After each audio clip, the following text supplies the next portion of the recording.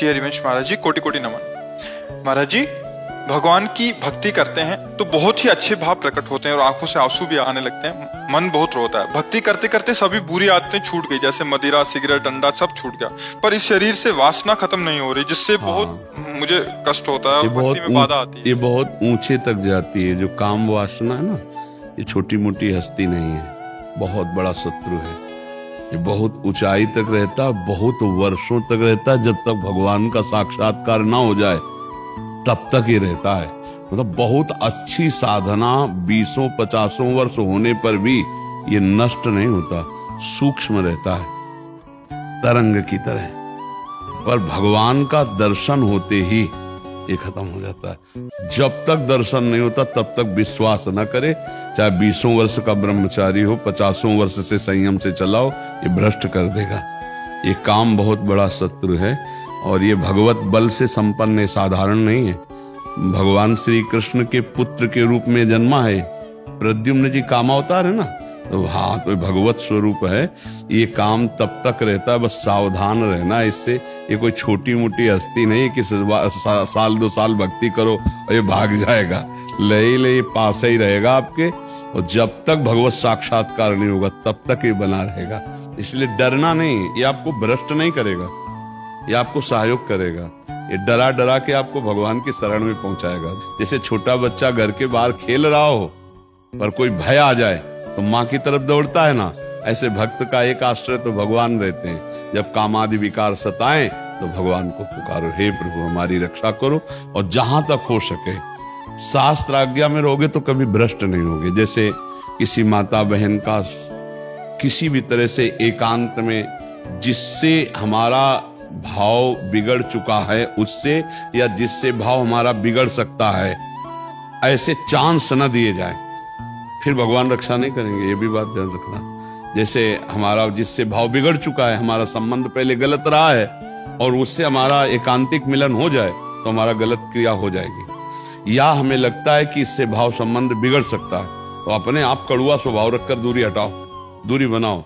संगम त्यजेत मिथुन व्रतिनाम मुमुक्षु सर्वात्मना न विसृजेत बहिरेंद्रियाणि। माया भेजेगी आपके पास।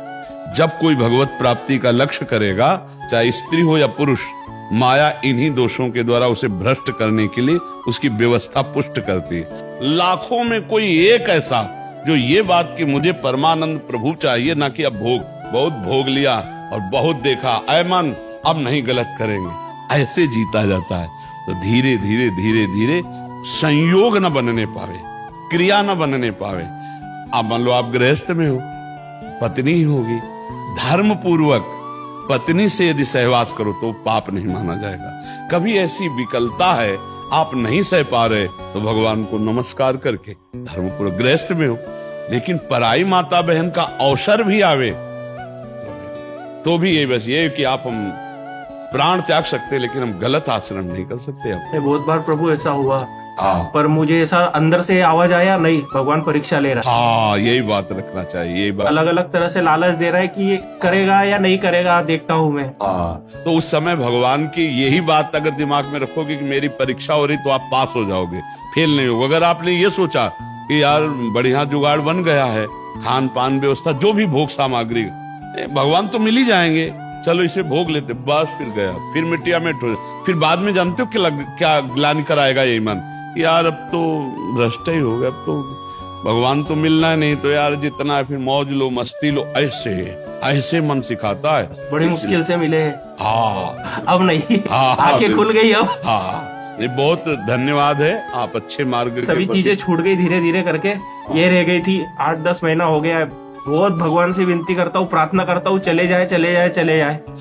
बट थोड़े टाइम पहले पत्नी भी खूब रो रही थी, नहीं मुझे वृंदावन धाम चलो, धाम चलो। क्या मालूम राधा रानी ने सुन ली, इधर का प्लान बना लिया, आ गए, आपके दर्शन भी हो गए, सब हो गए।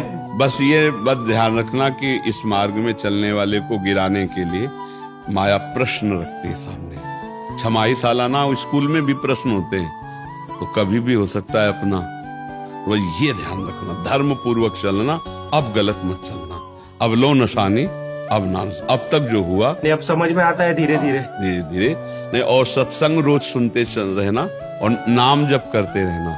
तो सत्संग और नाम जप ये तुम्हें गिरने नहीं देगा। ये तुम्हारे सत्संग सुनो ना, तो जैसे रोज तलवार को पैनी करो, ऐसे ज्ञान की तलवार पैनी होती रोज। साधन को हरि भजन है, कै सत्संग सहाय। अगर संत महापुरुषों के वचन सुनते रहें और नाम जप करते रहें तो हम फिर गिरेंगे नहीं, बस चलें वैसे जैसे संत जन कह रहे हैं। जहां लग रहा है कि यहाँ गिर सकते हैं, वहां संयोग ही न बैठने दे, दूरी बना के रखे। पक्का समझो, कभी ऐसा संयोग बन रहा हो तो भाग पड़ो कमजोर बन के, बलवान बन के, वहां बैठना नहीं। बैठ गए तो गए, देर नहीं लगती, है बहुत बलवान है। और अगर कमजोर बन के भाग गए तो बच गए। इसमें भागना ही है, उससे लड़ नहीं सकता कोई। एक बार भगवान व्यास देव जी ने एक श्लोक लिखा कि बलवान इंद्रिय ग्रामो विद्वानमपि कर्षति। इंद्रियां बड़ी बलवान है जो बड़े बड़े विद्वानों को भी खींचकर भ्रष्ट कर देती है। इसलिए एकांत में अपनी बहन के पास बहुत समय तक नहीं रहना चाहिए, अपनी बेटी के पास भी बहुत समय तक नहीं रहना चाहिए, और पुत्र जवान हो तो एक सैया पे एकांत में मां को भी नहीं लेटना चाहिए। तो जैमिनी जी बड़े ऋषि हैं, तो उनका प्रभु ऐसा कैसे हो सकता है कि विद्वान है वो और जानता है मेरी बहन है और बेटी है, पवित्र भाव, तो वो ऐसा कैसे कर सकता है। आपने जो श्लोक लिखा तो मुझे संशय नहीं, पर मुझे आप समझाइए कि ऐसा कैसे, जो विद्वान है, मूर्ख हो तो बात अलग है। तो उनका इस प्रश्न का उत्तर तो हम कुछ दिन बाद देंगे। हमें याद आ गया, हमको बद्री नारायण वाले आश्रम में जाना है। अब ये उत्तर है उनके प्रश्न का। तो 10-15 दिन तुम संभालो आश्रम, सैकड़ों ब्रह्म ऋषि विद्यार्थी जन है। 15 दिन बाद हम आ जाएंगे, फिर आपके इस प्रश्न का उत्तर देंगे, ठीक है। उसी शाम को हल्की सी वर्षा होने लगी। भगवान है व्यासदेव जी, संध्या का समय, 16 वर्ष की अवस्था धारण की, श्याम रंग, अरविंदाक्ष नेत्र, और छम छम करती हुई सामने आ गई। और गंगा स्नान करके सब ऋषि जन ऐसे जा रहे थे, सब ऐसे। तो जयमिनी जी के पास आई और कहा, भगवान रात्रि का समय आने वाला है, बड़ा भयावह है, मैं अपना घर भूल गई हूँ, आज रात्रि अपने आश्रम में आप जगह दे देंगे क्या। उनका नहीं, गुरुदेव बाहर गए हुए हैं और सख्त आदेश है, ब्रह्मचारियों का स्थान है, यहाँ स्त्री प्रवेश निषेध। प्रभु स्त्री की बात नहीं है, मैं आपकी शरण में हूँ, मेरी जान का खतरा है, मैं अकेली हूँ जंगल में।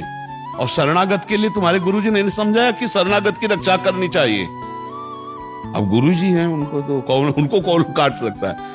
जैमिनी जी ने कहा, बात तो तुम्हारी सही है कि तुम्हारा स्त्री शरीर है, अभी देखा नहीं, स्त्री शरीर है और गुरु जी है नहीं, और तुम्हारी रक्षा भी कर।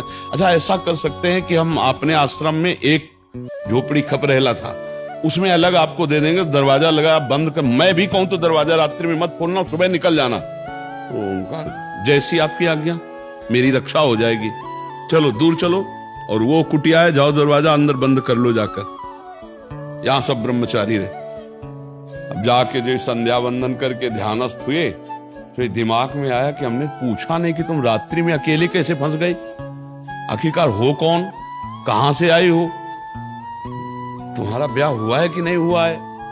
विविध प्रकार का उसी का चिंतन होने लगा। तो ध्यायतो विषयान पुंसात् संगास्तेषु उपजायते, संगात् संजायते कामः, कामात् क्रोधो विजायते, क्रोधात् भवति सम्मोहा, सम्मोहा स्मृति विभ्रमा, स्मृति भ्रंशात् बुद्धिनाशो, बुद्धिनाशात् प्रणश। पहला रोग शुरू हो गया, ध्यान। जहां प्रभु का ध्यान होना था वहां उस तो चरण देखे थे बड़े ही सुंदर, उनका मुख कितना सुंदर होगा। अब गए, अब इतना सब करते हुए रात्रि तो हो ही गई थी, दरवाजा खटखटाया, तो उनका दरवाजा तो नहीं खुलेगा। बोले मैं जैमिनी जी हूं। बोले नहीं, जैमिनी जी ने मना किया है कि सुबह नहीं खुलेगा दर।